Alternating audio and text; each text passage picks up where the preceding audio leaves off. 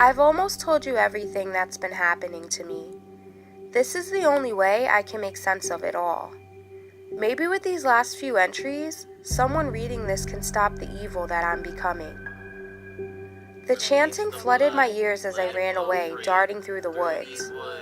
I could hear the statue calling out to me again. Emma, come back. You are chosen. My mind was racing. What in the hell did I just witness back there? And what had I just done? I committed murder for a second time, and not only that, I killed my friend. Tyler was a good person. He didn't deserve to die, and especially not like that. Although that's what I kept telling myself, a part of me still felt carefree about it all. I got away with it once, why couldn't I get away with it again? Then I remembered that I hadn't actually gotten away with it the first time. Before all of this, the police were kicking down my door ready to arrest me.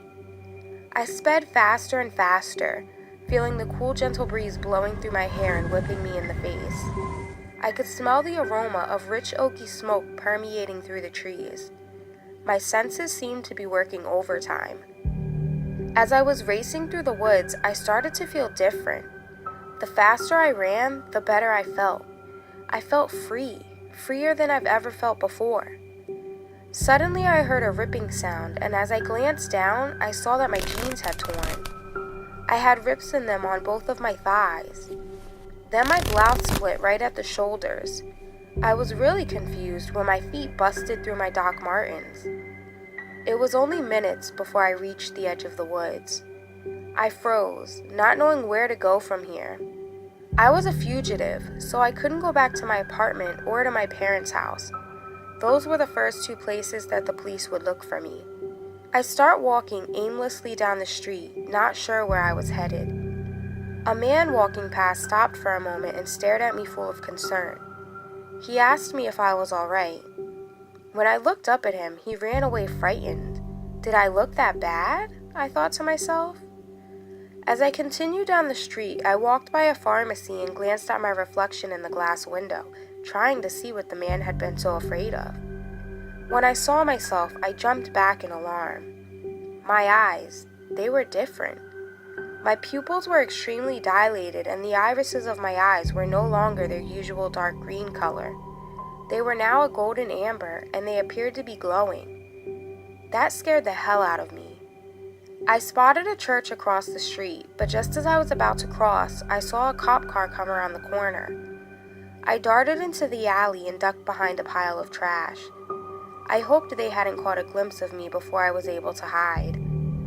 I heard the car slowly driving by, but I still waited a few more minutes afterward to make sure the coast was clear. Then I dashed over to the church, praying that it was still open at this time of night. Momentarily forgetting the fact that I was wanted by the police, I burst through the doors and was surprised to see that not only was it still open, there were parishioners sitting in the pews attending a service. Everyone turned toward me, looking to see who the culprit was that was rude enough to interrupt them. They were gawking, waiting for me to say or do something. One face in particular stood out in the crowd and caught my eye. It was my friend Michaela. When our eyes met, I instantly looked away. I don't know why. Maybe because I didn't want her to see me like this. Or maybe it was because I thought she'd be able to tell what I'd done. A burning sensation rushed throughout my entire body. The pain was unbearable, and I began to moan loudly. Everyone continued to stare, making me feel uncomfortable, so I darted out of there and into the nearby confessional and slammed the door behind me. My arms were so itchy. When I reached down to scratch them, my skin felt rough, like sandpaper, and I noticed that it was changing. My pores appeared to be enlarged and dense. As I looked closer, I noticed that something was beginning to extend from my pores. No matter how much I scratched, my body continued to burn and itch all over. Realizing I hadn't experienced this issue until I entered the church, I decided it was time to get out of there. When I opened the door, Michaela was standing outside. I looked down at the ground, feeling embarrassed about my appearance and ashamed because of what I did to Tyler. My body was burning so badly that I just had to get out of there and get some fresh air. So I pushed my way past her as she asked me if I was okay. "Did you hear about Tyler?" she called after me. "He's missing." After making it outside, I immediately felt better. The burning and pain subsided. I sat down on the stairs and debated my next move. Where could I go? The answer to that was nowhere, unless I wanted to be arrested and spend the rest of my life in jail. I had no explanations for the police.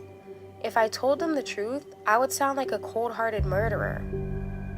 While weighing my options, Michaela showed up on the stairs behind me. I got up and started walking to the back of the building, hoping she'd get the hint and leave me the hell alone. The sound of her rapid breathing filled my ears. Why was she so scared? Was it because of me? She bombarded me with questions. "Where have you been? You know the police are looking for you, right? And why do you look like that? What happened? Have you heard? Tyler is missing now.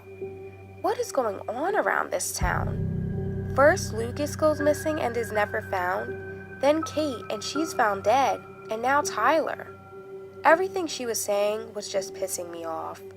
I could feel myself getting angrier by the second. I collapsed to the ground and rubbed my stomach. The urge to eat had been nagging at me all night, but now it was intolerable. Then the red-eyed man's words rang in my mind. "There'll be plenty of food where we're heading." I didn't remember seeing any food where they'd taken me in the woods, unless they were referring to Tyler. Michaela asked, "Emma, why do your eyes look like that? What's wrong with you?" As the full moon rose high in the dark night sky, I licked my lips. My vision had improved because I could see the blood coursing through her veins with every beat of her heart. With her still talking, still running her damn mouth, and with her heartbeat now pounding in my head, I closed my eyes and held my head tightly. Then I snapped and screamed, "Shut up!" When it finally got quiet, I opened my eyes and saw that from her cheek to her collarbone was slashed. It looked to be claw marks. Then I looked down at my hand and saw it covered in blood. Her blood. Then she let out an ear-splitting scream. Knowing there were people inside of the church who probably heard her, I did the only thing I could think of to shut her up. I sank my teeth deep into her throat, where the blood was already pumping out a steady stream. Feeling her blood flow down my throat made me feel more powerful than ever. But in the back of my mind, I was screaming, "Stop, this is your friend." But I couldn't control myself. With every bite of her flesh, I grew more intoxicated by it. Finally, I forced myself to stop, blood still dripping, and watched her body fall to the concrete. I fell to my knees and began to cry. But the overwhelming need to feed was still there. So I sunk my teeth into her bloody flesh again and started to devour her. The taste was better than anything I'd ever had before. The entire time I was satisfying my appetite, the tears continued to fall. What am I doing? This is my friend, I think to myself as I take each bite. Headlights of a vehicle pulling up shine in my face, temporarily blinding me, and cause me to drop my meal that I'd been feasting on.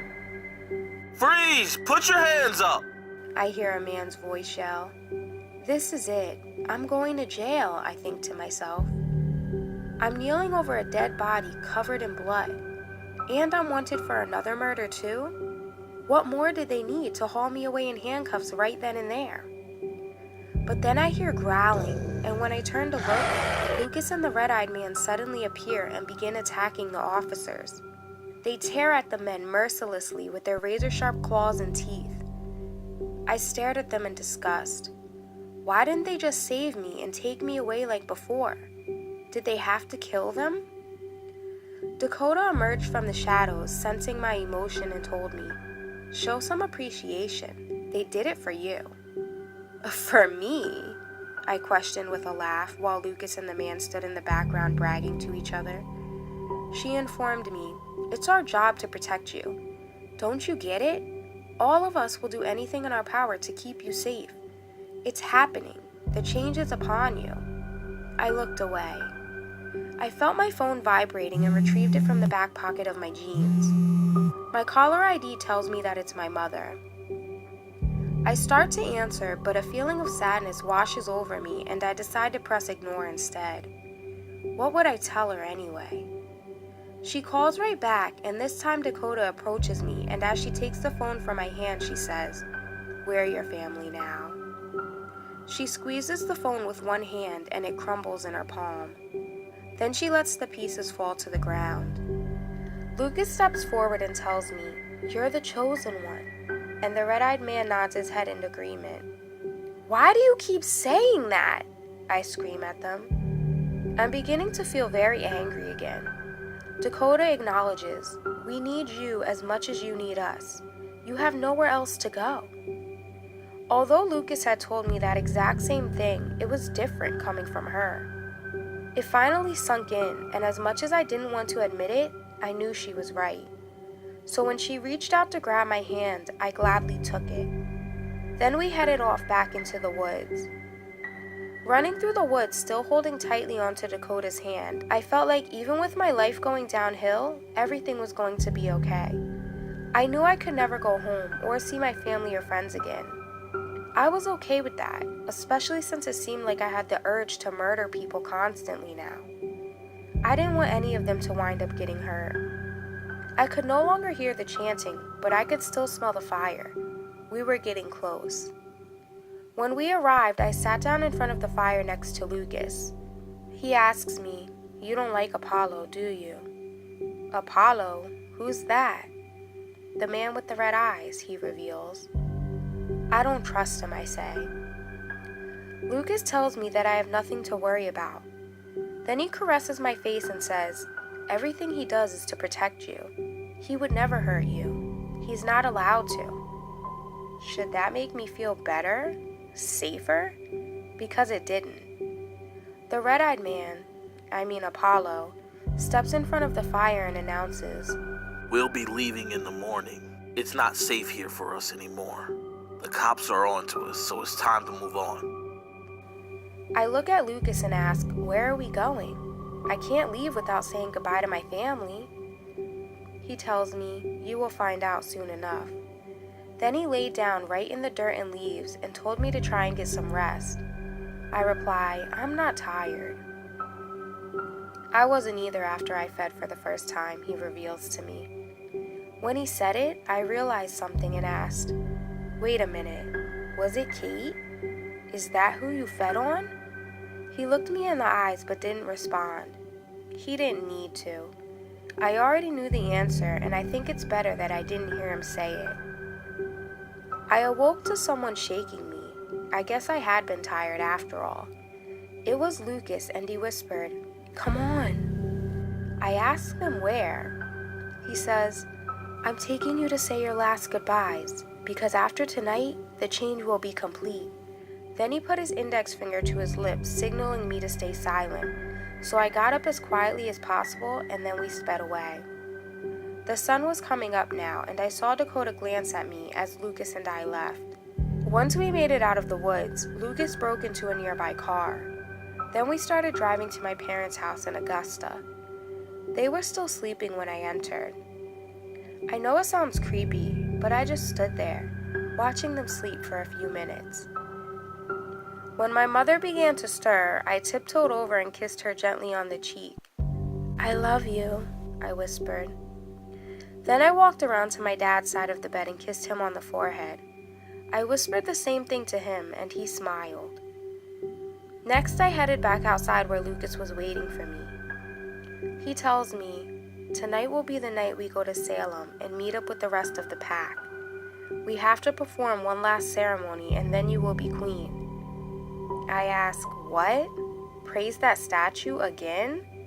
The goddess Artemis?" He replies, "No, you still don't understand. You are Artemis."